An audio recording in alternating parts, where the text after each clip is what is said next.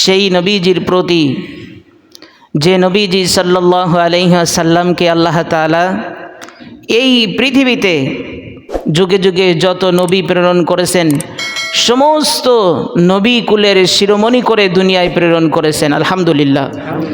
এবং তাকে যে গুরু দায়িত্ব আল্লাহ তাআলা দিয়েছিলেন তার দ্বীনকে সমাজের ভিতরে প্রতিষ্ঠিত করার, আল্লাহ সুবহানাহু ওয়া তাআলার কুদরতে তারই মেহেরবানিতে বিশ্বনবী সাল্লাল্লাহু আলাইহি ওয়াসাল্লাম সেই কোরআনী আইন সমাজে প্রতিষ্ঠিত করে ইহকাল ত্যাগ করেছেন। কথা বলেন ঠিক কিনা?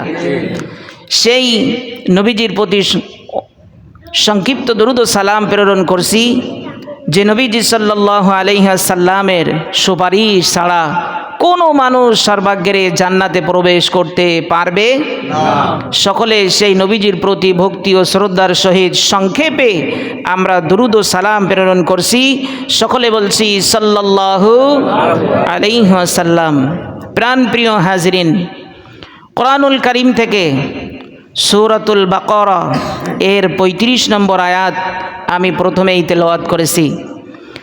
আল্লাহ সুবহানাহু ওয়া তাআলা কোরআনুল কারীমের মধ্য দিয়ে আপনাকে আমাকে বাছাই করে তিনি আমাকে আপনাকে বুঝার জন্য বলে দিলেন যে দুনিয়ার মানুষ, তোমার গোটা জিন্দেগি যদি সবগুলোকে আমি আল্লাহর রাহে সুপর্দ করে দাও, আর যদি একটা মাত্র আয়াতকে তোমরা অস্বীকার করো, তাহলে তোমার গোটা জিন্দেগির সমস্ত আমলগুলো আল্লাহ তাআলা বরবাদ করে দিবেন। জোরে বলেন নাউজুবিল্লাহ। প্রিয় উপস্থিতি, দেখুন যাকে বলা হয়েছে মুআল্লিমুল মালাইকা, শিক্ষক হচ্ছে ফেরেশতাদের, যে ফেরেশতাদের শিক্ষক একমাত্র আল্লাহ তাআলা, সুবহানাল্লাহ বলেন।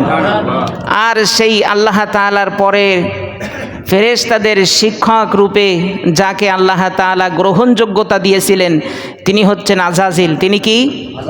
আজাজিল। এই যে আজাজিল বলা হয়েছে বিভিন্ন জায়গায় ইতিহাসের ভিতরে বিভিন্ন কিতাবের মাধ্যমে জানিয়ে দেওয়া হয়েছে যে এমন কোনো জায়গা নাই আরশ মহল্লায় যে আজাজিল সেখানে সেজদা করে নাই। সুবহানাল্লাহ বলবেন না?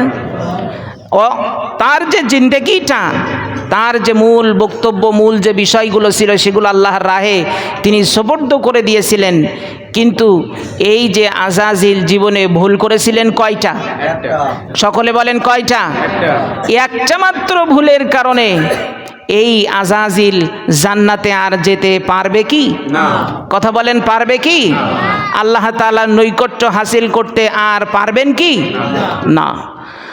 বন্ধুগণ আমার লক্ষ্য করেন, আল্লাহ তাআলা বলেন ওয়াইজ কুলনা লিল মালাইকাতি ইসজুদু লিআদামা ফাসাজাদু ইল্লা ইবলিস আবা ওয়াস্তাকবারা ওয়া কানা মিনাল কাফিরিন।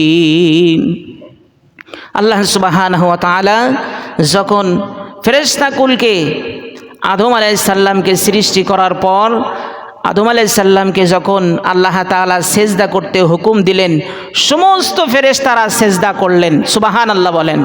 কিন্তু শুধুমাত্র এই যে ফাসাজাদু ইল্লা ইবলিস, ইবলিস ব্যতীত, ইবলিস এই আদমকে সেজদা করেছিল কি? না।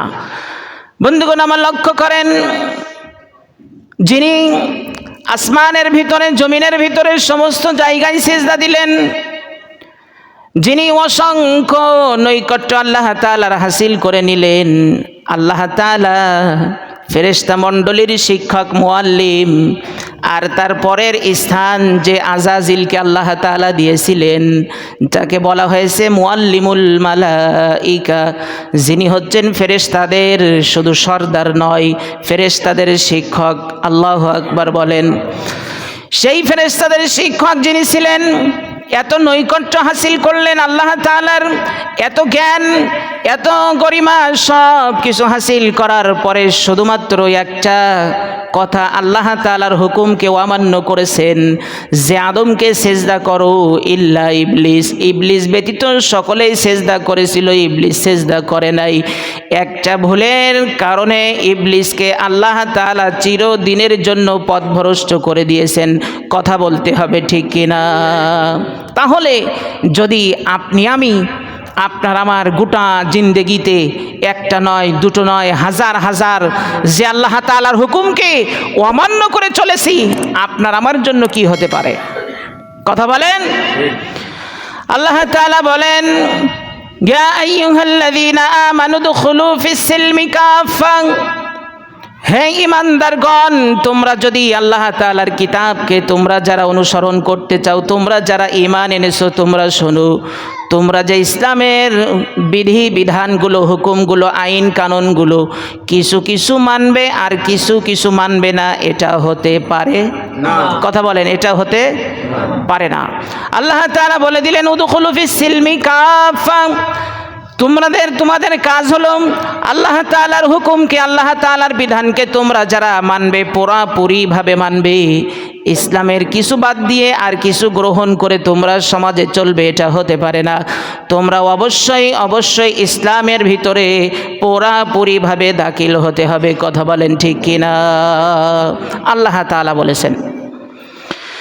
এরপরে আল্লাহ তাআলা অন্য জায়গায় বলেন, قُلْنَا اهْبِطُوا مِنْهَا جَمِيعًا فَإِمَّا يَأْتِيَنَّكُم مِّنِّي هُدًى فَمَن تَبِعَ هُدَايَ فَلَا خَوْفٌ عَلَيْهِمْ وَلَا هُمْ يَحْزَنُونَ। দুনিয়াতে চলার পথে যারা ঈমান আনার পরে পুরাপুরিভাবে ইসলামকে অনুসরণ করে আল্লাহ তাআলার বিধানকে যারা মেনে নিয়েছে, দুনিয়ায় যারা শান্তি কামনা করেছে আর আখিরাতে যারা নাজাত প্রাপ্ত হতে চায়, তারা যারা আল্লাহ তাআলার হুকুমকে মেনে নিয়েছে, তাদের জীবন পরিচালনা করেছে কোরআন দিয়ে, ইসলাম দিয়ে, রসুলের সুন্নাহ দিয়ে, আল্লাহ তাআলা তাদের সম্পর্কে বলেন ফামান তাবিয়া হুদায়া ফালা খাউফুন আলাইহিম ওয়ালা হুম ইয়াহজানুন। তাদের ভয়ও নাই, চিন্তাও নাই, ইহকালে এবং পরকালে। জোরে বলেন সুবহানাল্লাহ।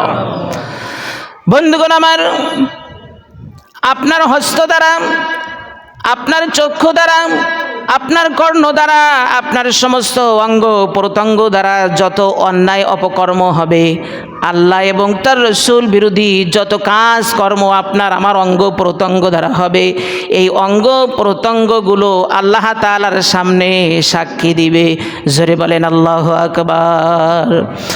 আল্লাহ তাআলা বলেন কোরআনুল কারীমে সূরাত ইয়াসিনের মধ্যে আল্লাহ তাআলা জানিয়ে দিয়েছেন, দুনিয়ার মানুষ তোমরা শুনে নাও, তোমাদের এই যে অঙ্গ প্রত্যঙ্গ, তোমাদের যে সমস্ত কাজে কর্মে লাগে, তুমি হাত যেদিকে লম্বা করো তোমার হাত সেদিকে যায়, তোমার পা যেদিকে লম্বা করো অগ্রসর করো তোমার পা সেদিকে চলে যায়, তোমার চক্ষু যেদিকে ঘোরাও সেদিকে চলে যায়।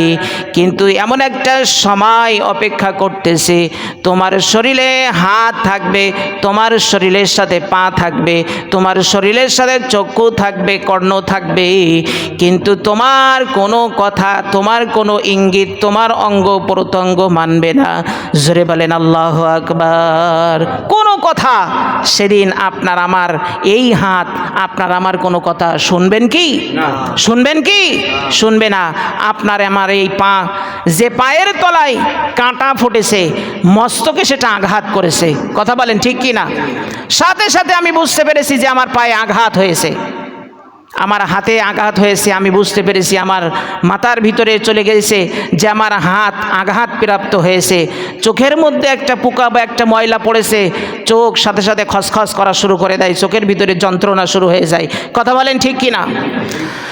বন্ধুগণ আমার, যে হাত আর যে পা সব কিছুকে এক এক করে অনুসরণ করে চলে আপনার ইঙ্গিতকে, এই হাত পা চক্ষু আপনার বিরুদ্ধে সেদিন সাক্ষী দেবে।